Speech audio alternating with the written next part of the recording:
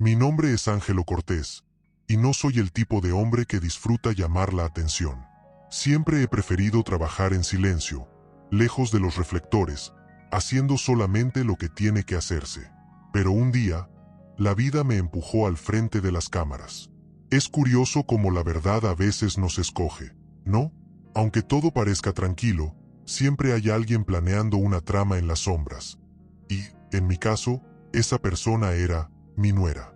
Recuerdo perfectamente la frase que ella dijo antes de que todo explotara. Eres un viejo obsesionado con el poder. Lo dijo en voz baja, con esa mezcla de veneno y falsa inocencia.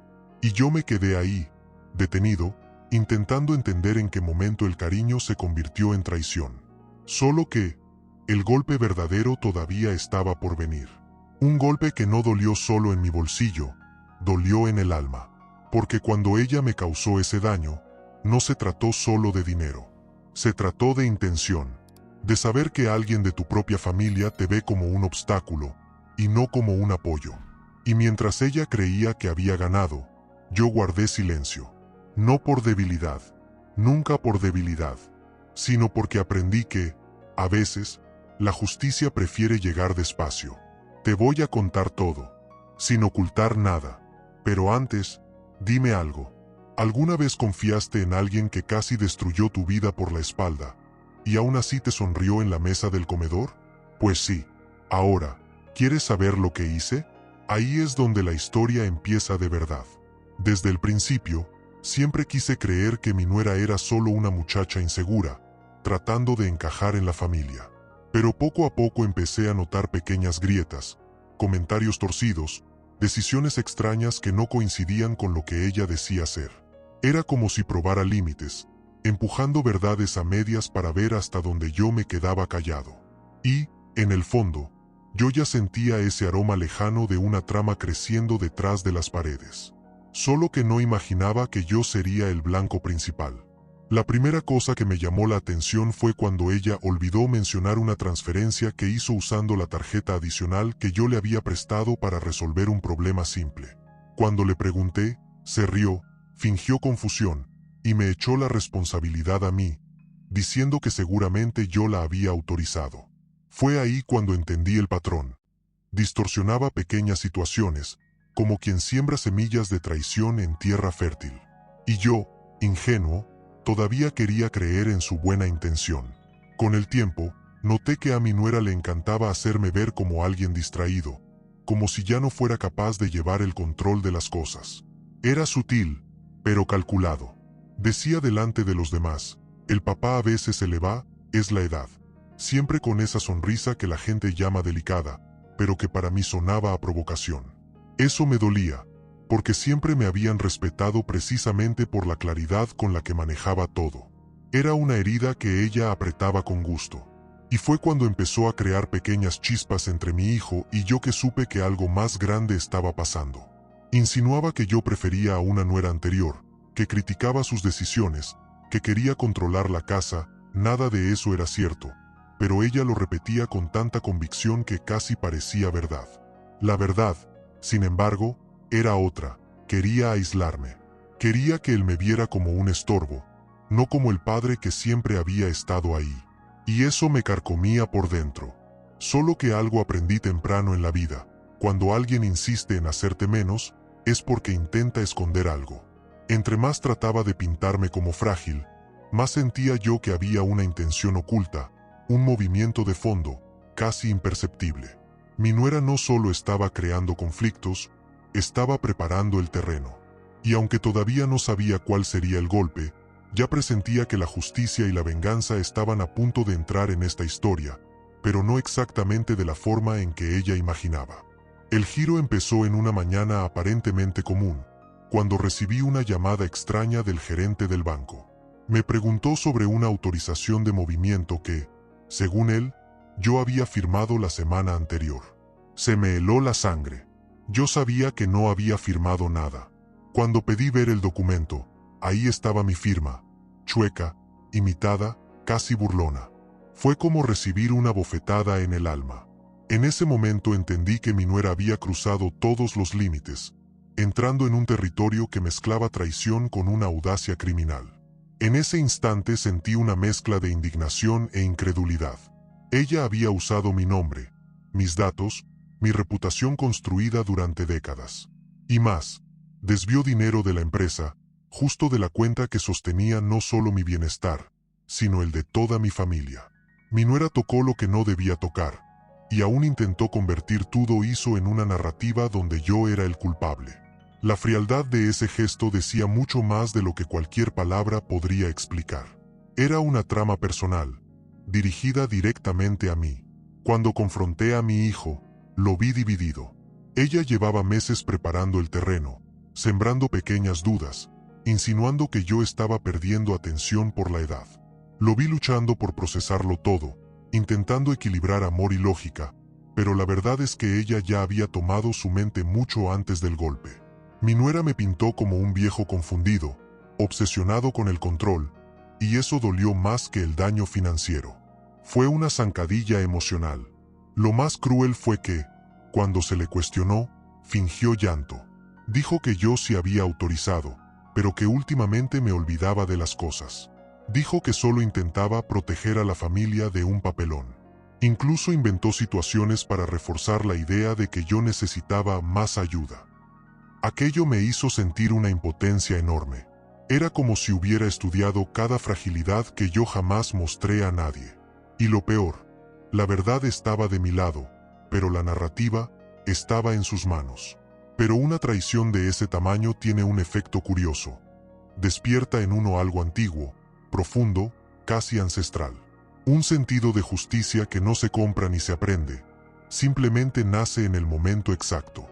Y mientras ella celebraba su pequeña victoria, creyendo que me había empujado hacia la caída pública, yo empecé a respirar más hondo.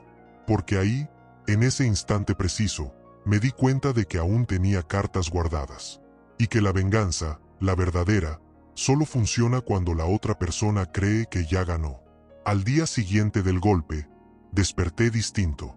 No era rabia, no era desesperación, era enfoque. Ese tipo de silencio que solo aparece cuando la vida exige justicia de un modo que duele. Yo sabía que mi nuera me había subestimado por completo, y ahí fue donde comenzó mi venganza. No con escándalos, no con gritos, sino con estrategia. Respiré hondo, organicé todo en mi cabeza y entendí que, para derribar a alguien que usa tramas, necesitas precisión. Lo primero que hice fue pedir al banco todas las grabaciones internas de las últimas semanas.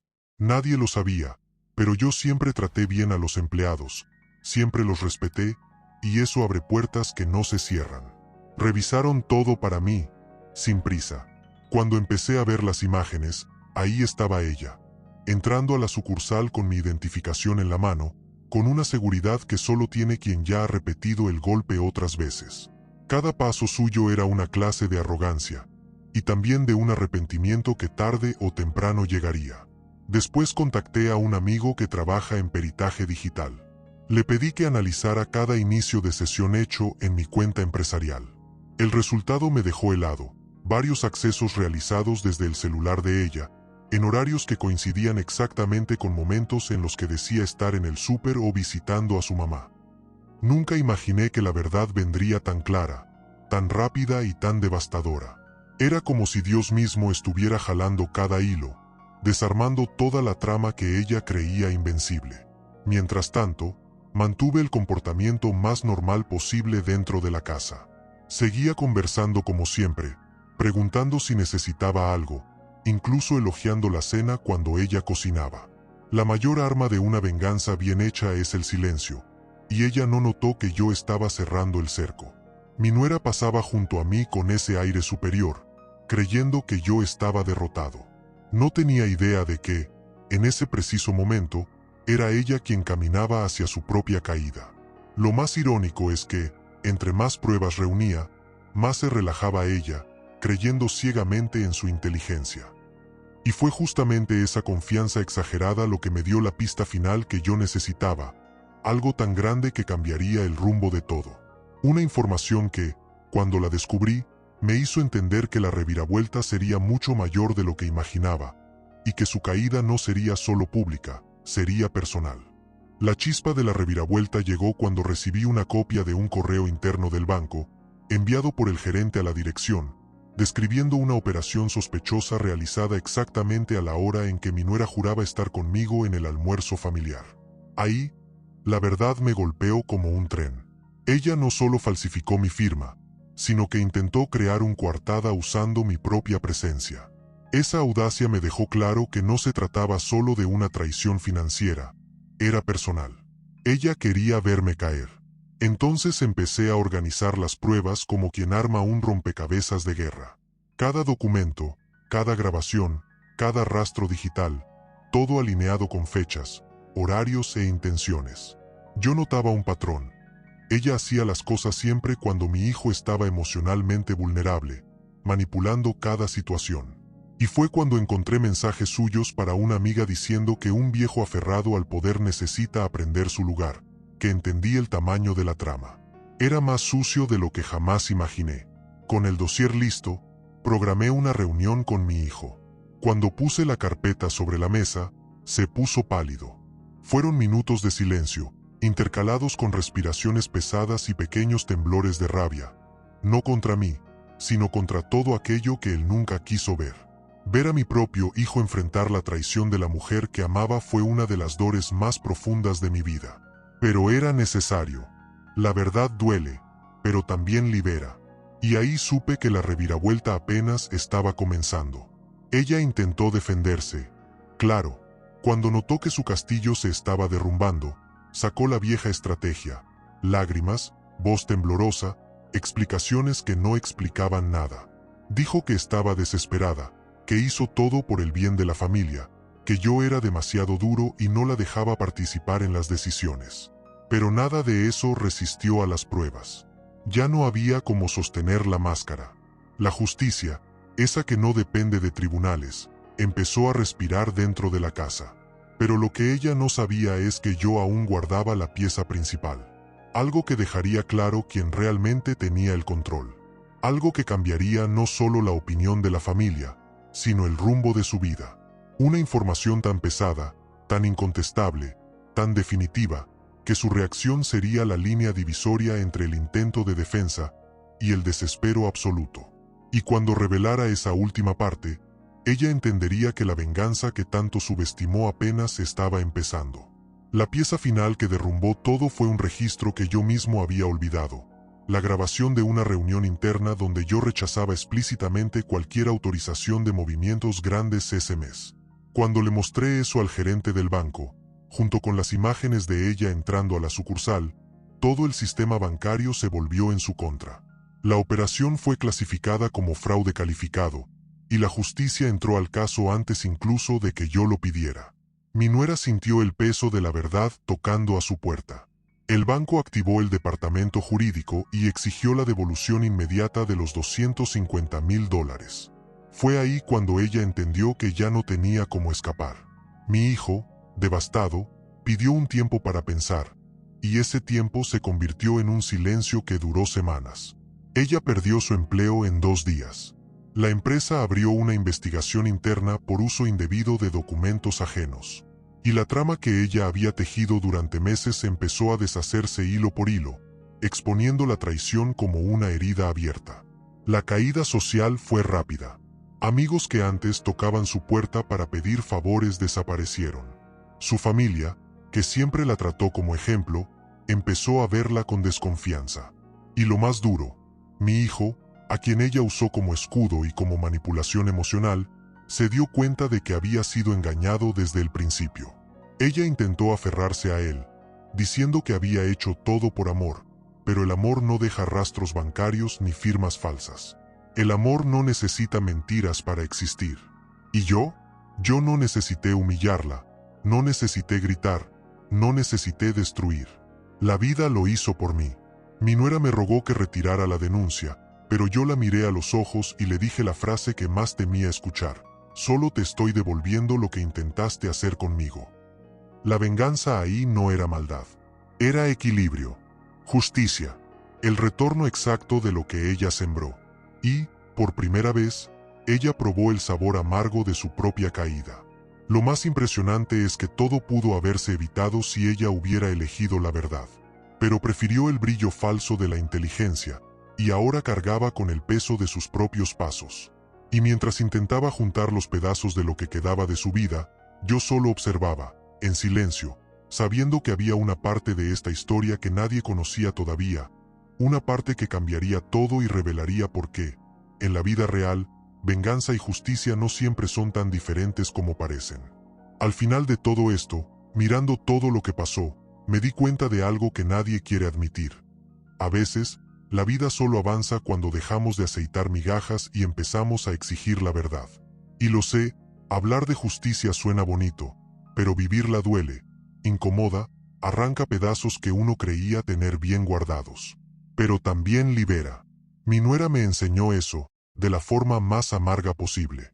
Si hay algo que aprendí es que nadie merece cargar, en silencio, el peso de la traición de alguien que se aprovecha de nuestro callar. Uno envejece, pero no se vuelve ciego. Uno sufre, pero no se vuelve débil. Y cuando por fin llega la venganza, esa que no es odio, sino equilibrio, todo comienza a hacer sentido. La caída de ella no fue mi trofeo, fue el reflejo exacto de las decisiones que ella misma tomó. Ahora te pregunto, ¿cuántas personas mantienes cerca aún sabiendo que solo esperan la oportunidad perfecta para derribarte?